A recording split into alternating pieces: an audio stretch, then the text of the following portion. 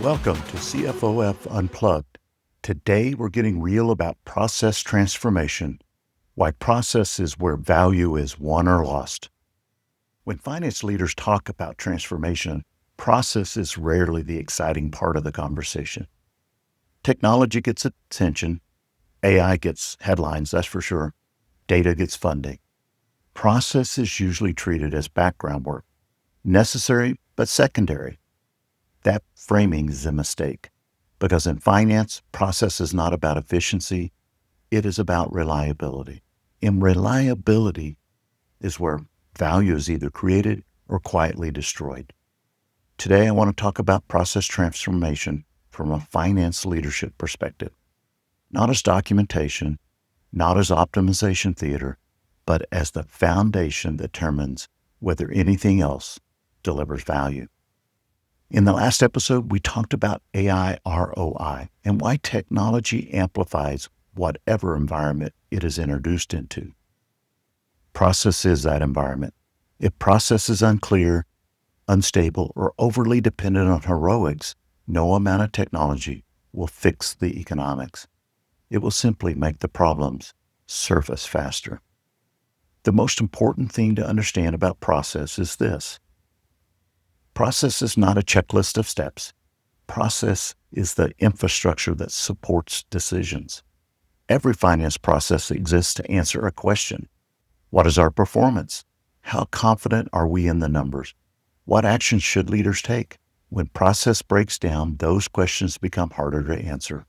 When process works, decisions become faster, more confident, and more consistent. This is where value shows up.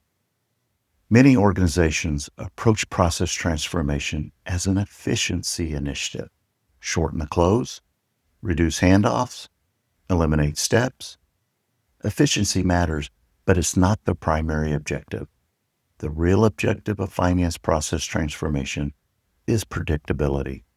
Predictable outcomes, predictable timing, predictable ownership.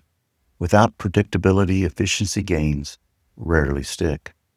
Most finance initiatives struggle for the same reasons. They focus on documentation instead of behavior. They optimize steps without clarifying decisions. They automate before stabilizing. You end up with better-looking process maps, but the same debates, the same workarounds, and the same late-cycle surprises. From the outside, it looks like progress. From the inside, it feels the same. When process transformation works in finance, it follows a different logic. There are 3 shifts that matter. Shift 1, high-performing finance teams stop asking, are we following the process? They ask, is the process producing the outcome we need? For example, does the close consistently produce trusted numbers on time? Does planning generate decisions, not just scenarios? Does reporting clarify performance drivers, not just results? When outcomes are clear, process design becomes easier. You design backward from the decision, not forward from the task list. Shift number 2. Many finance teams rely on heroics.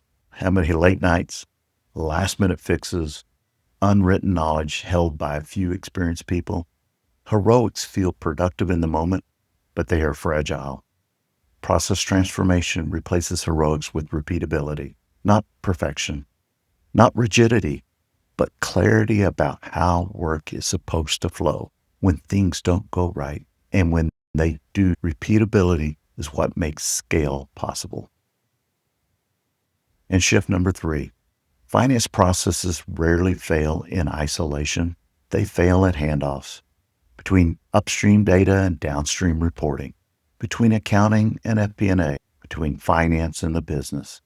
Effective transformation looks end to end. It focuses less on optimizing individual steps and more on reducing friction across the full flow of work. That is where cycle time is really won.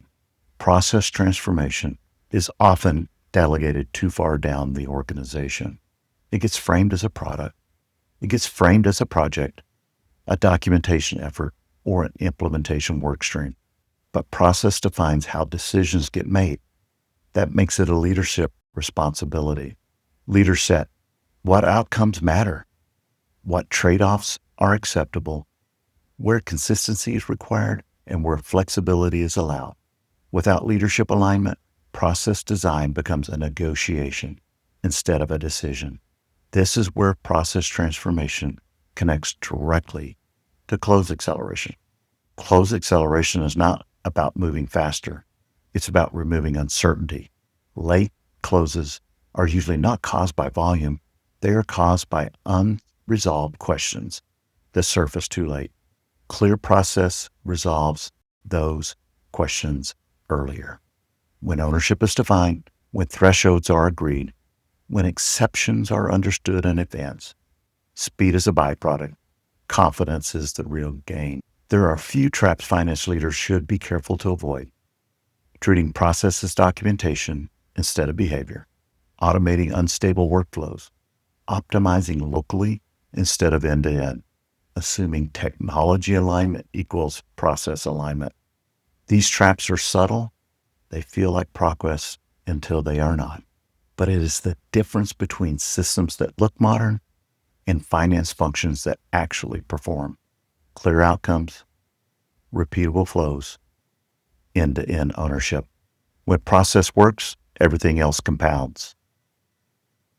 In the next episode, we will focus specifically on close acceleration and talk about why most efforts fail, what actually shortens the close, and how process discipline changes the conversation entirely. For now, here's a question I would leave with you. Where does uncertainty enter your finance processes, and how early does it show up? That is where transformation really begins. Thanks for listening to CFOF Unplugged, where we're redefining finance one conversation at a time. And please follow CFOF Unplugged wherever you listen. Ready to get unplugged? Let's go.